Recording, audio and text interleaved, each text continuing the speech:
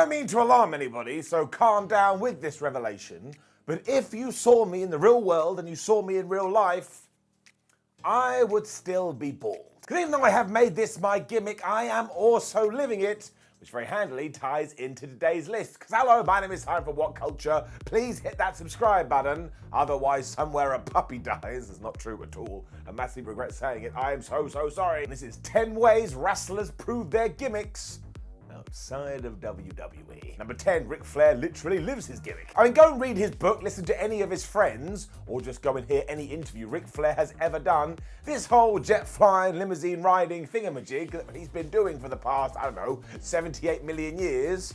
Oh, that's just Ric Flair. He flubbing loves to party. That means all the money and all the traveling and all the booze directly ties into what he was showing you when he was being a professional wrestler, and he's still doing it today, even though he is past 70. And look, each to their own. It's his life and he should be able to do whatever the hell he wants. My word, it can be a little bit scary. His peers definitely confirm this too, because some people were like, look, I can't go out with the nature boy because the next day I'll be lying in my bed going, oh, I'll never be able to move again. Whereas Ric Flair would get up at the crack of dawn and he'd be on round 98. And this definitely did cross a line. We've made that more than aware recently. But when we are talking about gimmicks, there is no difference between Ric Flair the performer, Ric Flair the human being. Number 9, DDP is really positive. So this is kind of the same as Ric Flair, but going off in a totally different direction. Because I have had the pleasure of interviewing Diamond Dallas Page, and go and talk to anybody else that has also sat down and done this. You can schedule in 20 minutes, and 1 hour later, you'll still be having a chat, because DDP is just the best. Dallas is just ridiculously positive about everything, which also ties into his DDPY business, which of course is also reflective of the gimmick that WWE gave him, where he would smile and basically became a motivational speaker.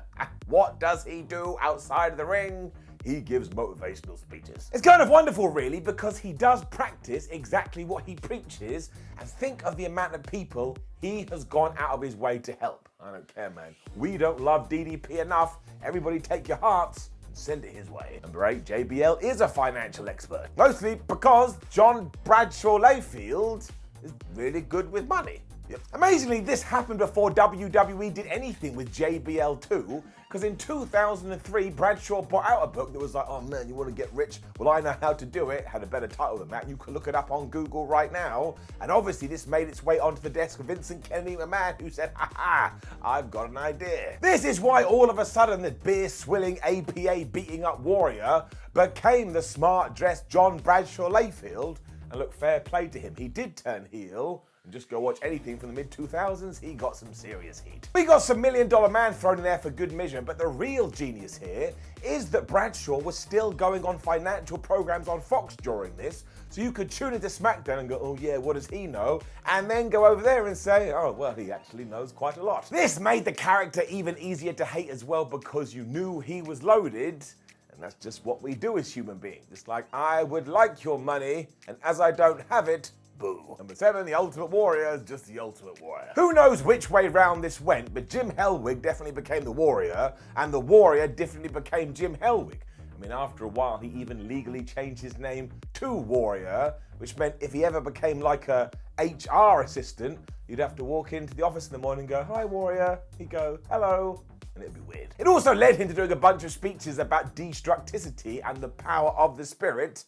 And if you've ever seen an Ultimate Warrior promo, you know this is the kind of flubbins he used to come out with. I mean, there was something captivating about it, which is why he did become the WWE champion. And as we do know now, a lot of the things he did say were way too controversial and should never come out of anybody's mouth. I do think that one of the reasons he was able to climb the mountain, though, is because he was essentially one of the same.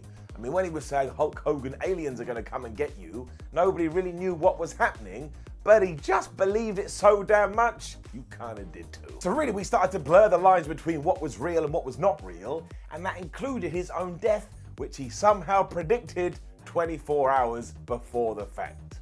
So he was a very interesting guy, was Warrior, but once again, probably why it clicked. Number 6, The Miz returns to reality TV. So this must have been somewhat satisfying, because after conquering the world of reality TV in order to become a professional wrestler and a WWE superstar, which he did very well, The Miz then went back to reality TV as the massive famous person he always wanted to be. That sounds like success to me, especially because when he did first walk into a WWE locker room, a lot of the roster was like, I don't want to work with that guy, he shouldn't be here, because they didn't like his way in. And what did The Miz do? He took this all on the chin, he overcame it, had an incredible WWE career, to the point people at the USA Network that airs Raw went, hey, Miz and your wife Maurice, would you like a reality TV show? And of course he said yes. And it's not like he's part of some ensemble cast, the title is literally Miz and Mrs. But again, all you gotta do is go listen to anybody else that has worked with The Miz, and Mike Mizanin, he's basically the exact same person you've seen on TV. You cannot fault him though, because he worked his ass off. Love to see it. Number 5, Ken Shamrock wants MMA competition. When Ken Shamrock joined the then WWF in 1997, the UFC wasn't the entity it is today. In fact, that's one of the reasons Kenny did come across. He wanted to get paid. Everyone knew how best to present him though, hence why he was dubbed the world's dangerous man, because he had literally fought people in a cage and beaten them to a bloody pulp. When he came out all like, you were like, that guy's crazy. The problem was, this itch never left. And when Ken Shamrock did leave the WWE in 1999, after a very underrated run, he decided to prepare to return to MMA, which he did in 2000. He and Shorty got himself booked in a pride fight as critics told him, well, you're too old to do this. And afterwards, he went on to have a pretty good second run. Now look, did he win every single one of his fights? Of course he did not, but this completely backed up the Ken Shamrock we had seen in World Wrestling Federation. He wanted some competition and to tap people out with ankle locks, and he was gonna do it no matter what. He soon returned to TNA as well, and all of this helped even more, because it was like, oh my gosh, that guy may actually kill someone. Still kind of feel that way now. And before CM Punk takes aim at WWE. Obviously, I mean, just go and listen to any of the stories that CM Punk wants to tell about the WWE, and really the big takeaway is thank goodness he got out of there when he did, because it was the best for his mental and the best for his physical health. We all know that his persona before he left though was that he was anti the company, and this is basically carried on in his real life, and for good reason. I mean, never forget, he was given his walking papers on the same day as his wedding. And while WWE has said this was a coincidence, well, I'll just leave the information with you. This is why when he did pop up on WWE backstage, everyone was like, well, how the flub is this happening? Although Punk was very quick to tell us that 1, the tab was being picked up by Fox, and also 2, that he wasn't going to go hold back. And actually, to be fair to him, he was very balanced on the show, but I tell you, when he didn't like something, shots fired. Number 3, Brock Lesnar dominates the UFC. From day one, WWE has told us that Brock Lesnar is a prime athlete, and whatever sport Brock Lesnar wants to go into, he would absolutely destroy. So after a few years of being on the top of the card, he did decide to leave pro wrestling.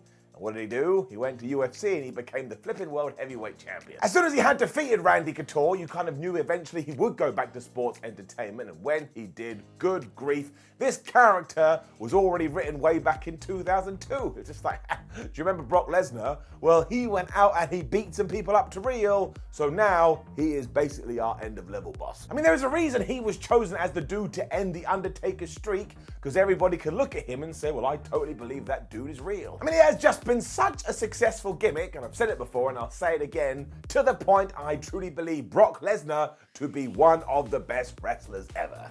That's right. Go get mad in the comment. Number 2, Mark Henry is a strong man. When Mark Henry signed a lucrative developmental deal in 1996, he was pegged for good things, because of course he was. Look at the man. He is absolutely ginormous. As we know, that didn't click as soon as some people had hoped, although to be fair, his tag team with D'Lo Brown is vastly underrated, and there were rumors in 2002 that Vince McMahon had enough and was actually thinking of letting Mark Henry go, until reality stepped into play. That same year though, Henry entered the Arnold Strongman Classic, and good grief, he was absolutely ridiculous, especially if you were a wrestling fan and you tuned into this, you'd be like, oh my gosh, that's Mark Henry, and he is throwing around a log like it's a flipping pillow. I mean, you can see this kind of stuff on YouTube and it will blow your mind. When this information has ever got back to Vince McMahon, he was like, oh man, well, we better hold on to Mark for a while and see what we can do. And of course, a few years after this, we got the legendary Hall of Pain run. So this was absolutely the right decision. It also goes to show too that you don't have to be a wrestling savant right out the blocks. Sometimes we just have to be patient because goodness is around the corner. Number 1, Chris Jericho is a rock star. When Chris Jericho started calling himself a rock star in the late 90s, it made perfect sense. I mean, not only did he wear his inspirations on his sleeve, but go and look at that haircut. I mean, I don't care what you say, that is pure 80s metal. This then continued when he decided to start a cover band called Fozzy that originally was kind of a comedy group, when all of a sudden one day he woke up and said, well, we do have a fivesome here, I like music, why don't we write our own? This is when they became a real band, to use a terrible, terrible term, and look where they are today. Not only does Chris Jericho tour the world playing his own songs, but he even walks to the ring to his own theme music. I don't care who you are, that is living a dream. This crossover is well known now. No matter what gimmick Chris Jericho has portraying, this has always been at the core of all of them, which could be why he's had the crazy longevity that he continues to have. Know of any other wrestlers that prove their gimmicks outside of WWE? Make sure you let us know in the comments below, and don't forget to like the video, share the video, and subscribe. Then head over to whatculture.com where you can read yourself some articles. Make sure you come follow us on social media. We have a ton of other videos, a literal ton. We can weigh them, which we can't. Go and watch one. My name is Simon for What Culture. Thank you for joining me as always. I appreciate you and I appreciate your time. And I will see you soon.